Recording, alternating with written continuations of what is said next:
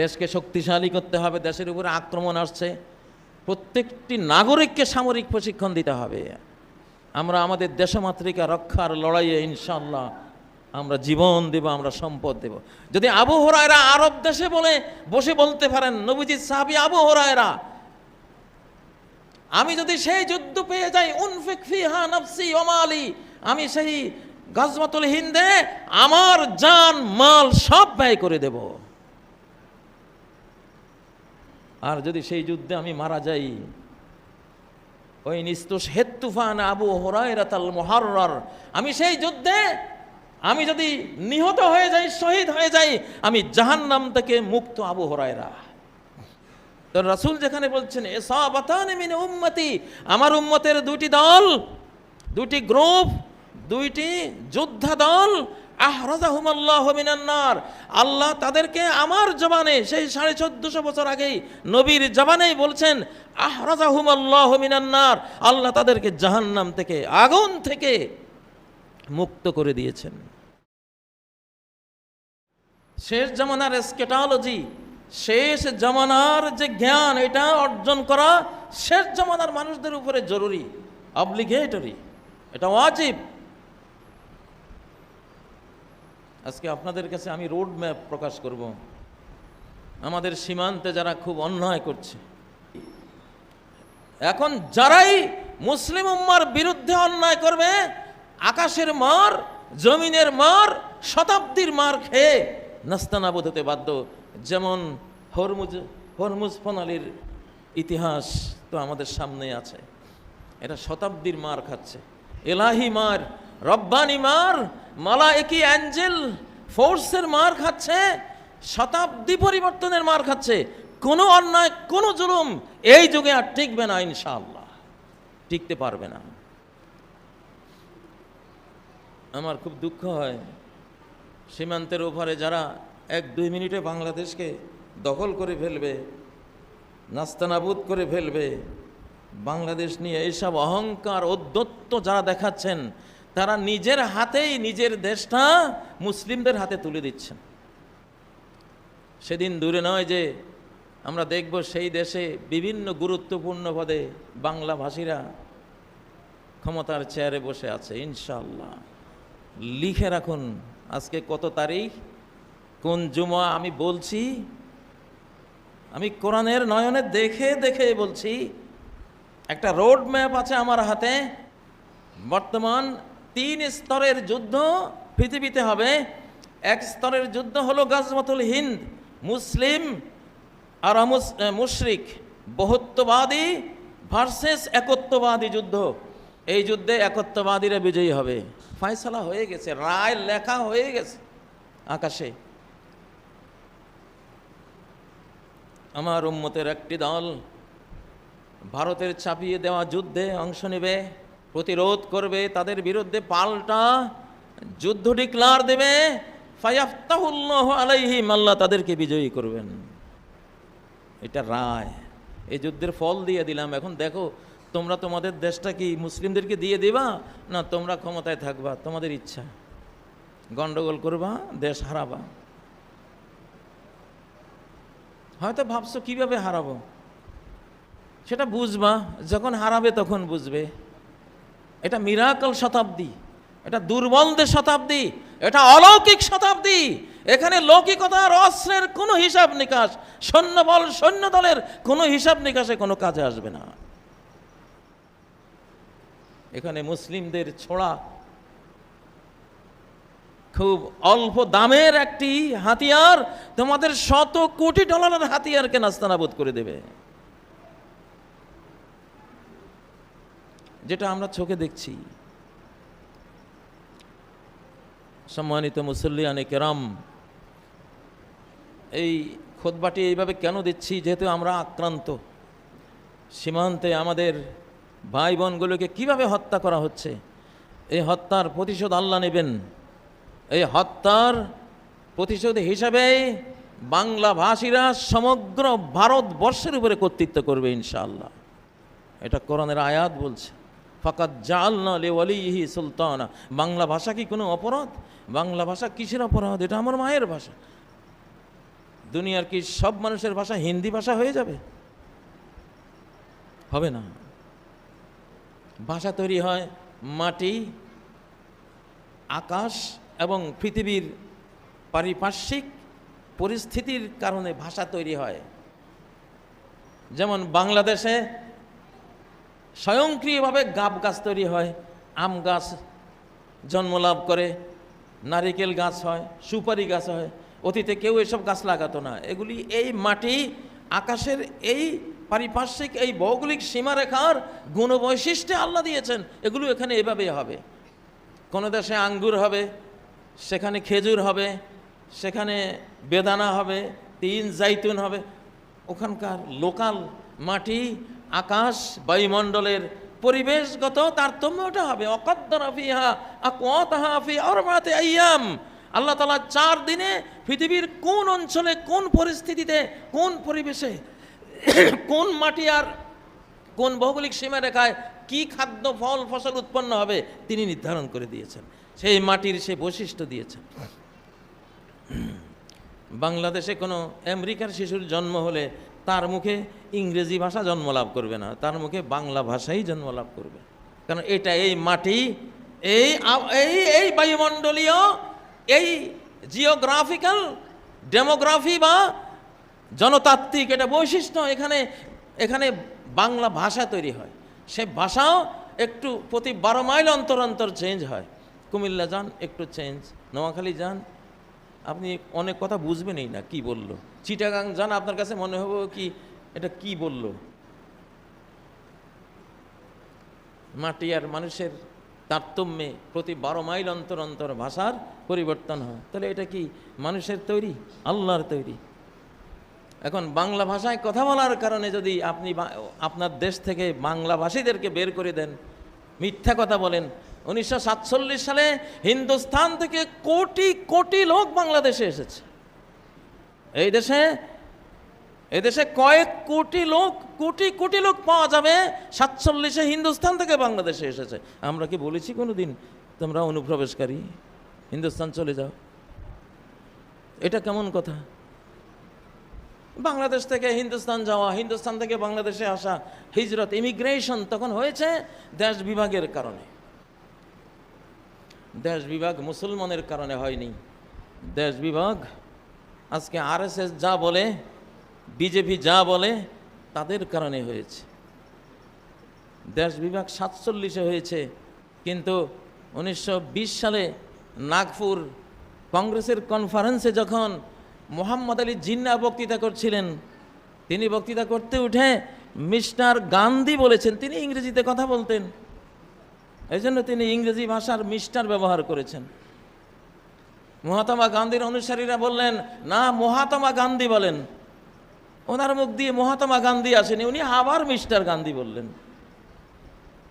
ওনাকে জুতা ছড়ে মারা হলো, অসম্মান, অপমান করা হলো। এত বিশাল সম্মেলনে মোহাম্মদ আলী জিন্নাহকে বক্তৃতার মঞ্চে ওই অপমান করার কারণে তিনি আর তার স্ত্রী মঞ্চ থেকে নেমে চলে গেলেন। 1920 সাল। সেই অপমানটা অব্যাহত চলতে চলতে 47-এ এসে মোহাম্মদ আলী জিন্নাহ, সেই মোহাম্মদ আলী জিন্নাহর হাতেই এই দেশটা ভাগ হলো। তার বেদনা, তার দুঃখ, তার অপমানের, তার মতো কোটি কোটি মুসলমানের অপমানের সেটা ফল ছিল। আমাদেরকে দায়ী করতে পারবেন না। 47-এর আগে জুলুম করতে করতে করতে হিন্দুস্তান তার 2টা অঞ্চলে ক্ষমতা হারিয়েছে। আমাদের এই বাংলাদেশ অঞ্চল, পশ্চিম পাকিস্তান অঞ্চল, এটা ভাগ হয়ে গেছে। কার দোষে? হিন্দুস্তানি হিন্দুত্ববাদীদের অত্যাচারে এটা হয়েছে। রায়ট হয়েছে, রায়টে মুসলমানরাও জবাব দিছে বাধ্য হয়ে, উপায় ছিল না। এখন আবার সেই 47 পূর্ববর্তী জুলুম শুরু হয়েছে। এইবারে ইনশাআল্লাহ মুসলিমদের হাতে, আমি নিজে বলছি না, আমি সাংবাদিকতা করি কোরআন সুন্নাহর, যে ইয়াফতাহুল্লাহু আলাইহিম, হিন্দুস্তানের বিরুদ্ধে যারা তাদের অন্যায় যুদ্ধে প্রতিরোধ গড়ে তুলবে, তাদেরকে আল্লাহ বিজয় দেবেন। সমগ্র হিন্দুস্তানে মুসলিম শাসন, মুঘলদের শাসনের মতো আবার শেষবারের মতো মুসলিম শাসন এখন কায়েম হবে। এটা আল্লাহর ফয়সালা, প্রেডিকশন, এটা আমার কথা না, আমি শুধু ডেলিভারি দিচ্ছি। আপনারা নিজের হাতেই নিজেদের ক্ষমতা ধ্বংস করে দিচ্ছেন। জালিমদেরকে আল্লাহ পুরস্কৃত করেন না। কিছুকাল জুলুম অত্যাচার করে আস্তে তারা ফেরাউন, নমরুদ, সাদ্দাদ এবং কওমে লূত, কওমে আদ এদের মতো তারা অস্তিত্ব থেকে হারিয়ে যায়। তো যাই হোক, এখন আমাদের করণীয় কি? হিন্দুস্তানিদের এটা ভাবার কোনো উপায় নেই যে বাংলাদেশ একটা বিচ্ছিন্ন দেশ। আমি বারবার আমার খুতবায় বলেছি, বাংলাদেশের একটা লোকাল মানচিত্র আছে আর একটা ইন্টারন্যাশনাল মানচিত্র আছে। লোকাল মানচিত্রের পরিধি মাত্র 1.5 লাখ কিছু কম বেশ বর্গ কিলোমিটার, আর আমাদের ইন্টারন্যাশনাল মানচিত্র 4,17,00,000 বর্গ কিলোমিটার। আমরা মুসলিম ওয়ার্ল্ডের অংশ, মুসলিম জাহানের অংশ। এবং যেহেতু গাজওয়াতুল হিন্দের স্পট এটা হলো বাংলাদেশ, এই জন্য জান্নাত থেকে, জান্নাত প্রাপ্তি, জাহান্নাম থেকে মুক্তি কে না চায়? সমগ্র মুসলিমের সারা জীবনের সাধনা হলো রব্বানা আতিনা ফিদ দুনিয়া হাসানাতাও ওয়া ফিল আখিরাতি হাসানাতাও ওয়া কিনা আযাবান নার। জাহান্নাম থেকে মুক্তি সারা মুসলিম জাহানের এটা জীবনের চূড়ান্ত লক্ষ্য, উদ্দেশ্য। তো রাসূল যেখানে বলছেন ইসাবাতান মিন উম্মতি, আমার উম্মতের দুটি দল, দুটি গ্রুপ, দুইটি যোদ্ধা দল, আহরাজাহুমাল্লাহু মিনান নার, আল্লাহ তাদেরকে আমার জবানে সেই 1450 বছর আগেই নবীর জবানেই বলছেন আহরাজাহুমাল্লাহু মিনান নার, আল্লাহ তাদেরকে জাহান্নাম থেকে, আগুন থেকে মুক্ত করে দিয়েছেন। জাহান্নাম থেকে মুক্ত করে দিয়েছেন, অর্থাৎ জান্নাত দিয়ে দিয়েছেন। জাহান্নামে না গেলে কোথায় যাবে? দুনিয়ার পরে বাড়ি দুইটাই, জাহান্নাম বাড়ি আর জান্নাত বাড়ি, তাই না? এখন জাহান্নামে গেল না, কোথায় যাবে? জান্নাতে যাবে। তো এত বড় অফার, এত বড়, এটা সারা পৃথিবী দেওয়ার অফারের চেয়ে বড় অফার, জান্নাত দেওয়ার অফার। 7 আসমানের উপরে আপনাকে জান্নাতুল ফেরদাউসের অ্যালটমেন্ট দিয়ে দিলেন রব্বুল আলামিন। এত বড় অফার, গুলশান বানানির 5 কাঠা জমির অফার পাইলে আপনারা কি লাফান? এখানে তো 7 আসমানের উপরে জান্নাতের অফার, জাহান্নাম থেকে মুক্তির অফার দিয়েছেন। অতএব এই অফার লুফে নেবে গোটা মুসলিম জাহান। সেজন্য বাংলাদেশ আক্রান্ত হলে বাংলাদেশ প্রতিরোধ করবে না, 57টা মুসলিম দেশ এবং তাদের সাথে তাদের যেই অ্যালায়েন্সরা থাকবে অমুসলিমদের মধ্যে, সম্মিলিত প্রতিরোধ এখানে তৈরি হবে, যেই প্রতিরোধের সামনে আক্রমণকারীরা হেরে যাবে। অতএব আক্রমণকারীদের উচিত শান্তির পথে এগোনো। সময় আছে, আমরা অশান্তি চাই না। বাংলাদেশ কখনো কাউকে আক্রমণ করে না, এটা এই জাতির স্বভাবের মধ্যেই নাই। জাতি আক্রমণাত্মক, এই জাতি এই করেছে সেই করেছে, এগুলি সব মিথ্যা কথা, বানোয়াট কথা, ভুয়া কথা সব। প্রত্যেকটা ইতিহাসে প্রমাণ হয়েছে। এই দেশ আমরা ওয়াটার সন্ত্রাস, পানি সন্ত্রাসের দ্বারা আক্রান্ত হয়ে আমাদের নদীগুলি আজকে মরুভূমি। আমাদের সরকার পদ্মা ব্যারেজ প্রায় 34,000 সামথিং কোটি টাকা খরচ করে পদ্মা ব্যারেজ নির্মাণের সিদ্ধান্ত নিয়েছে। আমরা সরকারকে মোবারকবাদ জানাই। আমার মনে হয় না এই বাংলাদেশে একজন নাগরিকও সরকারের সিদ্ধান্তের জন্য দোয়া না করেছে। আমিও দোয়া করেছি যে হ্যাঁ, এবং দেশকে শক্তিশালী করতে হবে। দেশের উপরে আক্রমণ আসছে, প্রত্যেকটি নাগরিককে সামরিক প্রশিক্ষণ দিতে হবে। আমরা আমাদের দেশমাতৃকা রক্ষার লড়াইয়ে ইনশাআল্লাহ আমরা জীবন দেব, আমরা সম্পদ দেব। যদি আবু হুরায়রা আরব দেশে বসে বলতে পারেন, নবীজির সাহাবী আবু হুরায়রা, আমি যদি সেই যুদ্ধ পেয়ে যাই, উনফিক ফিহা নাফসি ওয়া মালি, আমি সেই গাজওয়াতুল হিন্দে আমার জান মাল সব ব্যয় করে দেব। আর যদি সেই যুদ্ধে আমি মারা যাই, ওই নিস্তুশহিদ তুফান আবু হুরায়রাতাল মুহাররার, আমি সেই যুদ্ধে আমি যদি নিহত হয়ে যাই, শহীদ হয়ে যাই, আমি জাহান্নাম থেকে মুক্ত আবু হুরায়রা। ঠান্ডা হয়ে আছেন কেন? মান ইয়া না মান, মাইতেরা মেহমান। আপনি মানেন আর না মানেন, যুদ্ধ আপনার মাথার উপরে। ওরা বুঝবে না, ওদের লাহুম কুলুবুন লা ইয়াফকাহুনা বিহা, এদের সিনায় এমন অন্তর যে অন্তর দিয়ে তারা সত্যকে বোঝে না। আলাহুম আয়ুনুন লা ইউবসিরুনা বিহা, এমন চক্ষু যে চক্ষু দিয়ে ওরা সত্যকে দেখে না। আলাহুম আযানুন লা ইয়াসমাউনা বিহা, এমন কান যে কান দিয়ে তারা শুনে না। অতএব সীমান্তে ক্ষেপণাস্ত্র পরীক্ষা করা এবং হুমকি ধুমকি এগুলি শুধু মুখের কথা না, এগুলি একটা পরিকল্পনার সামান্য কিছু বহিঃপ্রকাশ মাত্র, মহাপরিকল্পনা। সম্মানিত মুসল্লিয়ানে কেরাম, আমাদের ছোট্ট এই বাংলাদেশের অস্তিত্বের উপরে যেই আঘাত হানা হচ্ছে মিডিয়ার জগৎ দিয়ে, এই যুগে অস্ত্রের আঘাতের চেয়েও মিডিয়ার আঘাত বড়।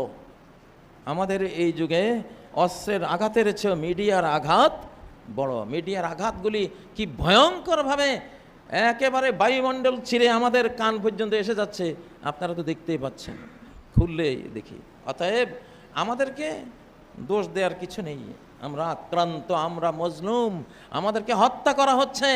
এই দেশের ভিতরে ঢুকে সেই 13ই মে কারা হত্যাকাণ্ড করেছিল, পিলখানায় কারা হত্যাকাণ্ড চালিয়েছিল, এই দেশে প্রেসিডেন্টদেরকে কারা হত্যা করেছিল, প্রত্যেকটা হত্যাকাণ্ডের পিছনে তাদের হাত রয়েছে, এটা আমরা জানি।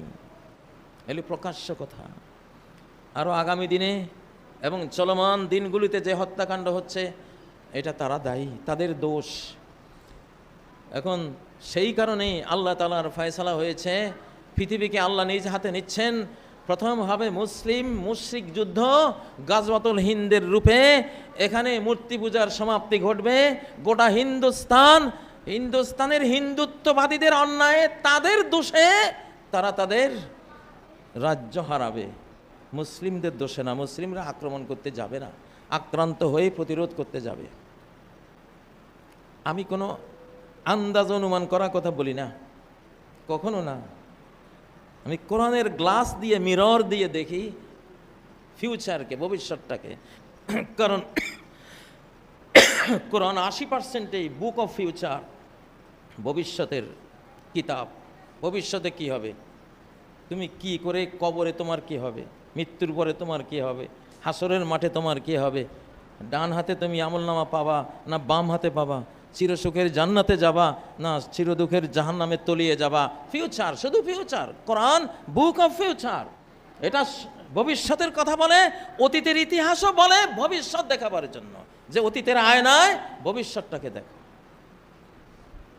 আমি আল্লাহর কোরআনের ছাত্র, আমার দায়িত্ব হলো কোরআন দিয়ে বলা। আমি বহুবার এই মিম্বর থেকে বলেছি, এই শতাব্দী দুর্বলের শতাব্দী।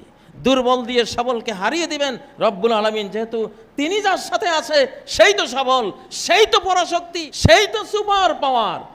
আল্লাহ যার সাথে নাই তার কোনো শক্তি নেই। সে যত আবিষ্কারই করুক না কেন, যত সফিস্টিকেটেড উইপন্স, ভয়ঙ্কর সর্বাধুনিক মারণাস্ত্রই সে তৈরি করুক না কেন, সে ওখানে কিছুই করতে পারবে না। বিজয়ী হওয়ার তার কোনো সম্ভাবনা নাই। পার্শ্ববর্তী দেশের অন্যায় অত্যাচার, বাংলাদেশের সীমান্তে তাদের মজলুম বানিয়ে আমাদের জনগণকে হত্যা করা। আর এবার শেষ হত্যা করেছে খাদেমুল ইসলাম। নামটা কেমন, খাদেমুল ইসলাম, ইসলামের খাদেমকে হত্যা করেছে। তাহলে ইসলাম তো ওদেরকে ছাড়বে না। ইসলাম ছাড়বে না মানে আল্লাহ ছাড়বেন না। তো উপায় নাই, আর সময় ঘনিয়ে গেছে। এই জন্য তাদের পরিণতি ফেরাউনের মতোই হবে। ফেরাউন যে ঝাঁপিয়ে লাফিয়ে অহংকারে অগ্নিশর্মা হয়ে, হ্যাঁ, ইন্নাহা উলাইলা শিরজিমাতুন কালিলুন, সূরা শুআরা ফেরাউনের ওই উক্তিগুলি আছে। আরে সামান্য মুষ্টিমেয় মুসার দল, এটা তো টিপে মেরে ফেলবে। ইন্নাহা উলাইলা শিরজিমাতুন কালিলুন। এখন যেমন ওখান থেকে বলছে, শুভেন্দু সাহেব বলছেন 1, 2, 3 মিনিটে শেষ। এই কথাগুলি ফেরাউনও বলছিল, ইন্নাহা উলাইলা শিরজিমাতুন কালিলুন, সামান্য কয়টা লোক এত বড় সাহস আমার উপরে কথা বলে। ওয়াইন্নাহুম লানা লাগাইজুন, আমারে বড় ক্রোধান্বিত করে ফেলেছে। এদের কথাবার্তা আমি বড়, আমার ভিতরে আগুন ধরে গেছে। প্লেইং উইথ ফায়ার, আগুন নিয়ে খেলছে হয় মুসার দল। তারপরে ওয়াইন্না লা জামিউন হাযিরুন, আমরা অত্যন্ত ভয়ঙ্কর এক সৈন্যদল আমার আছে। হ্যাঁ, আল্লাহ কয় আয়। ফাতবাউহুম মুশরিকিন ফেরাউনের বিশাল বাহিনী মুসা আলাইহিস সালামের দুর্বল হীনবল বাহিনীকে ধাওয়া দিল। ওনার উম্মত যারা পালিয়ে যাচ্ছে জাননি, ওদেরকে ধাওয়া দিল মুশরিকিন। সূর্য উদয় হতে হতে একেবারে একেবারে কাক ডাকা ভোরে বেরিয়ে গেল। সে বেরিয়ে গেছে মারার জন্য। আল্লাহ বলেন আমি তোরে বের করেছি তোরে মারার জন্য। কত সুন্দর বাসভবন ছেড়ে বের হলি, কত ধনভাণ্ডার ছেড়ে আসলি, হ্যাঁ, তোর এগুলির আমি এখন উত্তরাধিকারী বানাবো। যাদেরকে মেরেছিস, কেন মেরেছিস? তুই আমার গোলাম, তারাও তো আমার গোলাম। কি দোষ ছিল? কেন অন্যায় করেছিস? কেন খুন করেছিস? বনি ইসরায়েলের শিশুদেরকে কেন হত্যা করেছিস? আমি এখন তোর বাসভবনের উত্তরাধিকারী তাদেরকে বানাবো, তোর বাগান বাড়ির মালিকানা তাদেরকে দেব, তোর ধনভাণ্ডারের চাবিকাঠি তাদের হাতে তুলে দেব, কিছুই করতে পারবি না, আর তোরে দুনিয়া থেকে ডিলিট করে দেব। আমরা জানি হিন্দুত্ববাদীরাও একটা ধর্ম ফলো করে। ধর্মের বাণীগুলো পড়ুন, ইতিহাসগুলি পড়ুন। কোনো ধর্ম বলে না যে কোনো জালিম পৃথিবীতে পার পেয়েছে, কোনো ধর্মেই এটা নাই। আপনারা আপনাদের অহিংসার ধর্ম আপনারা বলেন, আপনারা গরু জবাই করতে দেন না, আর মানুষ জবাই করেন। এবং মানুষের মধ্যে যারা আল্লাহর প্রিয় বান্দাবান্দি তাদেরকে আপনারা খুন করেন। হ্যাঁ, আপনাদের কাছে গরুর মূল্য আছে, মানুষের মূল্য নাই। তো এইরকম মানুষ তো আল্লাহ রাখবে না রে ভাই পৃথিবীতে। এসব পচা আলু বস্তা থেকে ডিলিট হয়ে যাবে। তাদের অপরাধে এটা কোনো মুসলিমরা মারতে হবে না, তাদের অন্যায় অপরাধে তারা পৃথিবী থেকে ডিলিট হয়ে যাবে। ধর্মের বাণী বলছি, কারো বিরুদ্ধে আমার কোনো জিজ্ঞাসা প্রকাশ উদ্দেশ্য নয়। যা সত্য, যা হতে যাচ্ছে সামনে, যা হবে সামনে, আপনাদের মনে ডাক দিচ্ছে। হ্যাঁ, কি হিন্দু ধর্ম খতরে মে হ্যায়, হিন্দু মজহব খতরে মে হ্যায়। আপনারাই বলেন যে হিন্দু ধর্ম বড় ডেঞ্জার অবস্থায় আছে। কেন, কিসের ডেঞ্জার অবস্থা? আপনারাই তো শাসক, আপনারাই সব কিছু। মুঘলের 750 বছরের শাসনকালে হিন্দু ধর্ম ডেঞ্জারাস অবস্থায় পড়ে নাই? পড়ছে? পড়ে নাই, কোনো ইতিহাস নেই। তা আপনাদের আমলে ডেঞ্জারাস অবস্থা, আপনাদের কর্মফল। কামা তাদিনু তুদান, যেমন কর্ম তেমন ফল। অন্যায় করবেন না। আমরা শান্তভাবে বলছি, বাংলাদেশ আকাশের সাথে রিলেটেড একটা দেশ, প্যারাডক্সিক্যাল বাংলাদেশ, দুর্বোধ্য বাংলাদেশ। ব্রিটিশরা এই দেশে টিকতে পারেনি। ডব্লিউ হান্টার লিখে গেছেন আওয়ার ইন্ডিয়ান মুসলিমস এই গ্রন্থে, যে ব্রিটিশরা আমরা হেরেছি বাঙালিদের সূক্ষ্ম বুদ্ধি, আর এই বুদ্ধি তারা দিয়েছে পাঠান পাঞ্জাবিদেরকে। বাঙালির সূক্ষ্ম বুদ্ধি আর পাঞ্জাবি পাঠানের গায়ের জোর, এই দুইটা একসাথে হয়েছে। এই দুইটার সাথে পারি নেই। এই জন্য ব্রিটিশরা যাওয়ার সময় বাঙালিদের থেকেও প্রতিশোধ নিয়েছে, পাঞ্জাবিদের থেকেও প্রতিশোধ নিয়েছে। বাংলাকে দুই টুকরা করে ভাগ করে দিয়ে গেছে, যা মারামারি কর। আমাদেরকে যেহেতু মেরেছিস, তোদেরকে লাগাই দিয়ে গেলাম, তোরা মারামারি করতে থাক। পাঞ্জাবকেও দুই টুকরা করে দিয়ে গেছে, কারণ বাঙালির বুদ্ধিতে ওরা ব্রিটিশদেরকে মেরেছে। কি ইতিহাস, ইতিহাসের পুনরাবৃত্তি কিভাবে হলো? এখন আবার বাংলাদেশ পাকিস্তান একসাথ। সেই বাঙালি পাঞ্জাবি, বাঙালির শরীরটা একটু দুর্বল টুর্বল, এরা সূক্ষ্ম বুদ্ধি দিবে পাঠান পাঞ্জাবি, এরা 1 জন 20 জনের সমান। আমি কাতারে থাকতে বাসাবাড়ির একটু কাজের জন্য দেখছি 20 জন বাঙালিকে ঠিক করা হয়েছে একটা বাসা, এগুলি জিনিসপত্র নামাবে আবার থুবে। 20 জনে কয় 2 দিন লাগবে। পাঞ্জাবি পাঠান 2 জন এসে কয় আমরা 1 দুপুরে করে দেব, কয় টাকা দিবেন? ঠিক আছে, সকাল থেকে 1 দুপুরে 20 জনের কাজে 2 জনে করে সব সাফ। আমার চোখের সামনে ঘটনা। যত বড় বড় এই যে বেকুনা বাকু কয় যে ওই যে রাস্তা কাটে সব এগুলি চালায়, ভয়ঙ্কর বড় বড় সব জিনিস। তো বাঙালিদের হলো শরীর দুর্বল, এই জন্য এরা বুদ্ধি দিবে, আর ওদের গায়ের জোর বুদ্ধি কম। ওদের হলো গায়ের শক্তি বেশি, বুদ্ধি কম। বাঙালির হলো বুদ্ধি বেশি, গায়ের জোর কম, এই দুইটা একসাথ। এটা ব্রিটিশরা লিখে গেছে। এই জন্যই বাংলা থেকেও প্রতিশোধ নিয়েছে, পাঞ্জাব থেকেও প্রতিশোধ নিয়েছে। এখন আবার এই দুইটা একসাথ হয়ে গেছে, সময়ের প্রয়োজনে হয়েছে। এগুলো ইতিহাস, এগুলো কারো বিরুদ্ধে কোনো আমার বক্তৃতা নয়। আমি ইতিহাস বললাম, প্রেডিকশন বললাম। এটা হিন্দু ভদ্রলোকেরা, আপনারা উপকৃত হবেন যদি এই কথাগুলি মানেন, কারণ আমি আল্লাহ থেকে বলেছি, আল্লাহর কোরআন থেকে বলেছি, নবীজির হাদিস থেকে বলেছি, যেহেতু এই বাংলা ভূখণ্ড আক্রান্ত হলে গোটা পৃথিবীর মানুষ আসবে, মুসলিমরা আসবে, বিশেষ করে এখানে যার যা আছে সব নিয়ে চাপাই পড়বে জাহান্নাম থেকে বাঁচার জন্য। জাহান্নাম থেকে বাঁচতে কে না চায়? পাকিস্তানিরাও চায়, ইরানিরাও চায়, তারপরে তুরস্কও চায়, গোটা মুসলিম জাহান তো জাহান্নাম থেকে বাঁচার জন্যই তো সাধনা করে। তো এত বড় সুযোগ, জাহান্নাম থেকে মুক্তির টিকিট যখন এখানে বেচা কিনা শুরু হয়ে যাবে, তাহলে এখানে কে না আসবে বলেন? এত বড় বিপদ আপনারা ডেকে নেবেন? পার্শ্ববর্তী দেশকে বলছি, হিসাব নিকাশ করে কথা বলেন, হিসাব নিকাশ করে কাজ করবেন ইনশাআল্লাহ। আর এই শতাব্দী হলো হুজুরদের মার খাওয়ার, হুজুররা মার দিবে। হুজুররা এতদিন মার খাইছে, এখন হুজুরই মার খাবেন আপনারা। হুজুরদের মারের লগে আকাশ মার দেয়, হুজুররা হাত তুললে আকাশ হাত তোলে, হুজুররা সাহাতিল উজু বললে আকাশ থেকে তার প্রতিধ্বনি আসে। সাউল কিফি কুলুবিল্লাযিনা কাফারু রবা, বেঈমানদের অন্তরে আমি ত্রাসের সঞ্চার করব। আল্লাহ সেখানে যোগ দেন, ফেরেশতারা যোগ দেন, গোটা পৃথিবী, সাগর, নদী, বাতাস, আগুন, পানি সব কিছু যোগ দেয় সেখানে। হুজুরদের সাথে পারবেন? কখনো পারবেন না। গৌর গোবিন্দ পেরেছিল শাহজালালের সাথে, 360 জনের সাথে, পারে নাই। এত বিশাল বাহিনী পর্যুদস্ত হয়ে গেছে, তাকবীরের চোটেই তো তার রাজপ্রাসাদ ভেঙে পড়ে গেছে। রোমানদের রাজপ্রাসাদ ভেঙে গেছে, সেনা ব্যারাক ভেঙে গেছে তাকবীরের চোটে। সহিহ মুসলিমের হাদিস, সামনের যুদ্ধে ইস্তাম্বুলের, কনস্টান্টিনোপলের প্রাসাদ গুঁড়িয়ে যাবে মুসলিমের তাকবীরের চোটে। খ্রিস্টান ধর্ম থেকে যারা ইসলাম কবুল করে মুসলিম হবে, তাদের তাকবীরের চোটে কনস্টান্টিনোপলের শহর রক্ষা প্রাচীর, বিশাল শক্তিশালী প্রাচীর গুঁড়িয়ে যাবে। এই মুসলিমদের সাথে পারবেন না। অতএব যা হোক, হুজুরদের হাতে মার খাবেন না দয়া করে। হুজুররা হাত তুললে আল্লাহ হাত তুলবে ইনশাআল্লাহ। এই অঞ্চলে গণেশ হুজুরদের মার খেয়েছিল, আর বিগত 17 বছরেও যেটা হয়েছে, এটা শতকরা 80% হুজুরদের কারণে হয়েছে।